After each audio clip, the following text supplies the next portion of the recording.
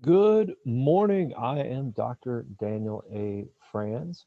And if you are receiving this in your email inbox on Monday morning, then you are obviously a subscriber to Dr. Dan's Meaningful Monday Morning Memo. And if you're not a subscriber, why not? I would encourage you to maybe sign up for it over at danielafranz.com. But if you're not a subscriber, if you've maybe happened upon this video on YouTube, or if somebody you care about or that cares about you has forwarded this to you, I would assume that in some ways you're seeking meaning, or somebody that cares about you thinks that this in some way would help you. And if that's the case, I really do think, I really hope you find this helpful and meaningful, and maybe choose to join along with the other subscribers, or to take a look at the podcast. And if you have been subscribing, not prescribing, subscribing, you might know, depending on how long we've been in touch, you might know that I've actually been writing for my website now for somewhere around 10 or 12 years on a weekly basis.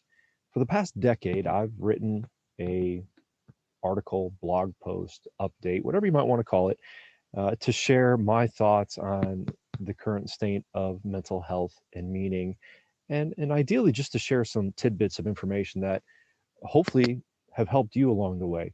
And today I'm just going to try it a little bit different. Right after almost a decade of writing, I thought, why not jump into, well, this isn't quite new technology, but it's new to me. So I thought this would be an opportunity to share in a different way. So as always, I would love to hear what you think about it. If you've been around for the past decade following my writing, I would love to know what you think about the transition to video, how that works for you. So today I wanted to talk to you about kind of an intersection of some different meaningful studying that I've been doing in my life. The first part of that is Dr. Jordan B. Peterson's newest book, Beyond Order, 12 More Rules for Life. It's a continuation of his previous book, 12 Rules for Life. I believe that was called An Antidote to Chaos. Kind of interesting, ironic, and quite meaningful. The last book cover was white. This one is black. The last one was about chaos. This one is about order. Dr. Peterson writes a lot about um, chaos and order, yin and yang, the dichotomy of push and pull in human life.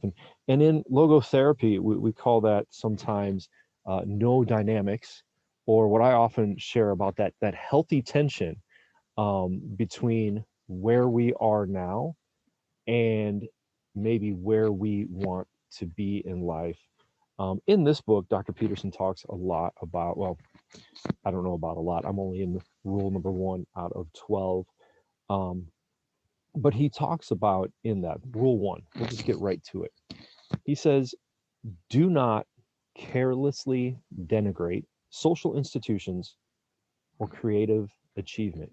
Now, at face value, do not carelessly denigrate social institutions or creative achievement. Just sounds like a warning uh, not to be mean, not to pick on people, not to look down on those that are different than you.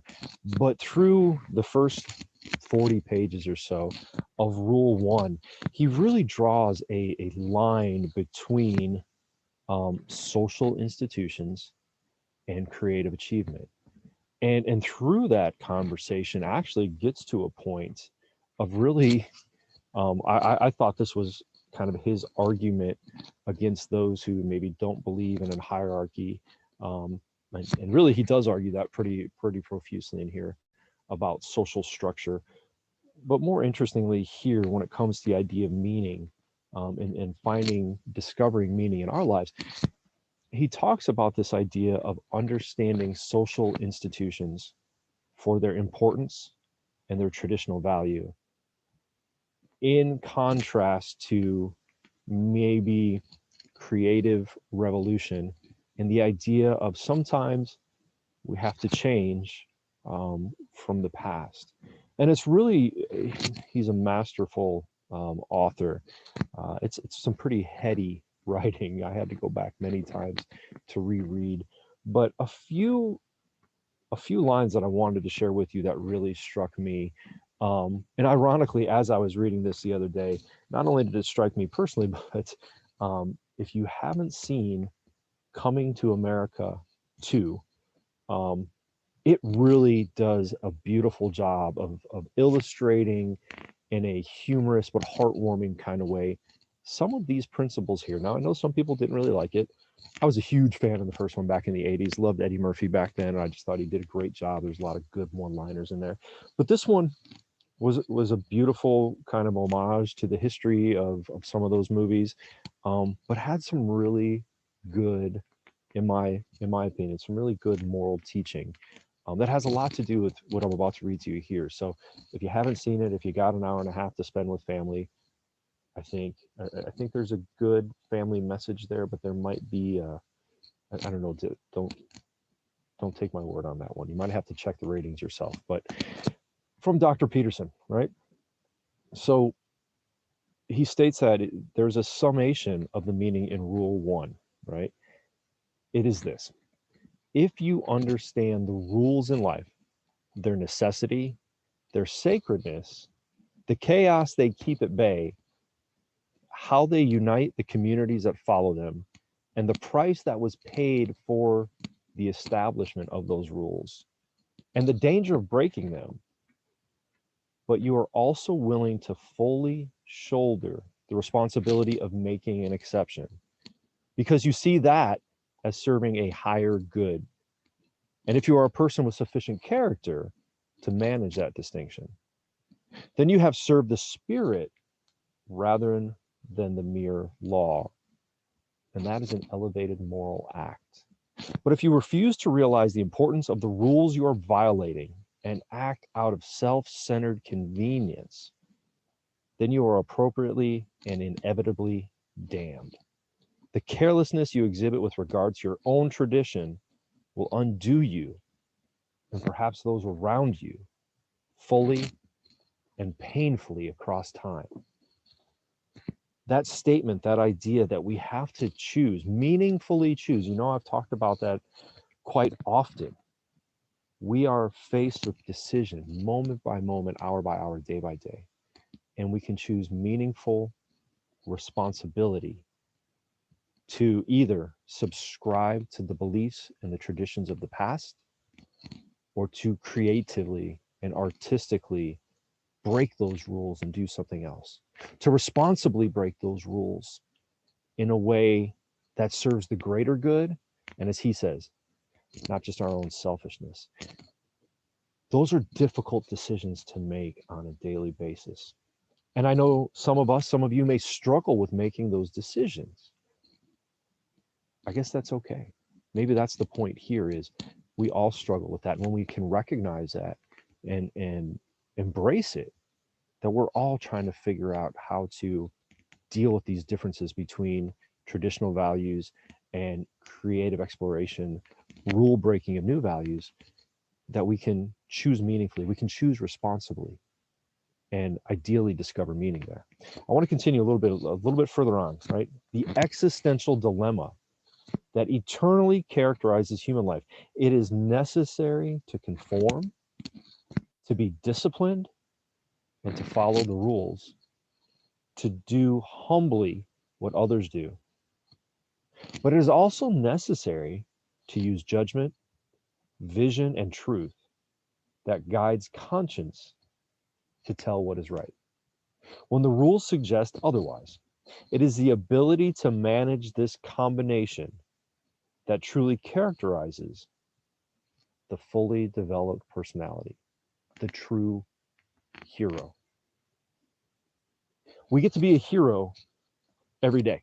We get to be our own hero every day by choosing responsibility, by choosing to embrace the suffering that is inherent in human life, to turn that suffering into achievement, or we choose to be the villain of our own lives and those around us, where we become angry, grumpy, resentful, negative, depressed, anxious, drunk, substance using. We get to choose. And when you don't choose, if you don't choose, life chooses for you. Even not making a choice is a choice. And so just these few lines here today are an opportunity to reflect on that. And then to take some time with a funny movie like Coming to America too, to reflect on that, on these kind. It's kind of funny to think that these ideas are in such a silly movie, but they really, really are. And I don't want to spoil it for you, but it really is a beautiful kind of coming of age story. And I recall even watching the movie thinking, oh my goodness, how is there going to be a positive and a happy ending here? I think there's two other points that these lines and the movie really bring to mind. If you've ever studied the Christian Bible or any kind of ancient history, but specifically today we're talking about the Bible. I have just this year, I've read it bits and pieces over the years of my life. It's a hard read, folks, and never quite fully understanding it. So I've decided to do a focus study program, a little bit each day with some interpretation, right?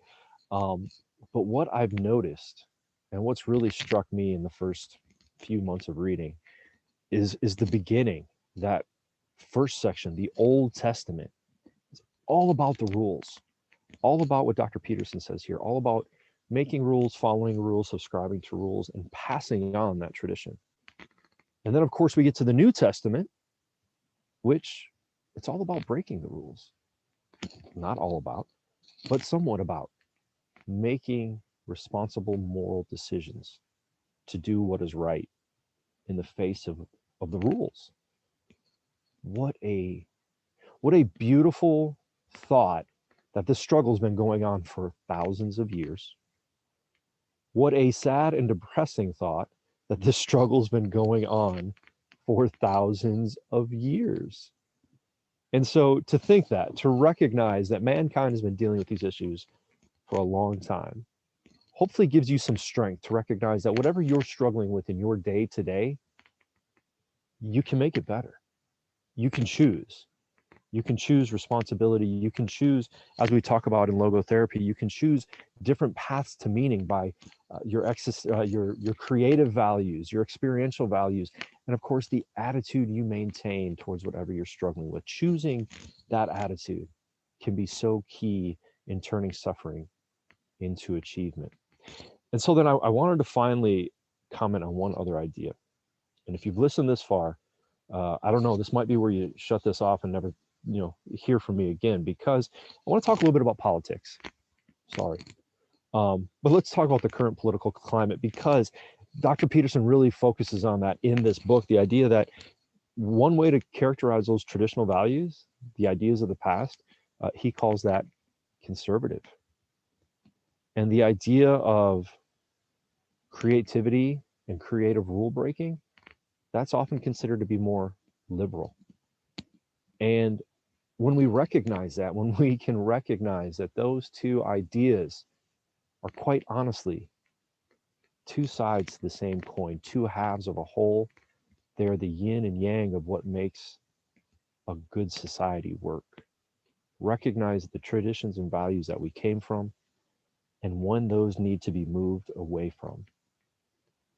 And so I would encourage you, if you're struggling, if you find yourself fighting with people right now over politics or global pandemics and how they're being handled, that at some point you can recognize that other person's humanity, or they can recognize yours, and understand that we're all just trying to get through this chaos to find order, to establish order, and to recognize that even when we establish order, it can never last forever. That's just the human condition. And so bringing that all together for this first video clip, blog post, I don't know what we're going to call it. Thank you for taking the time to listen. I hope you've found this meaningful. I hope it's been helpful. You are welcome to contact me. Hop on over to danielafranz.com, DanielAFranz.com. It's got all my contact information, social media, all of those kinds of things. And as always, if there's anything I can do for you, I'm happy to help. Take care.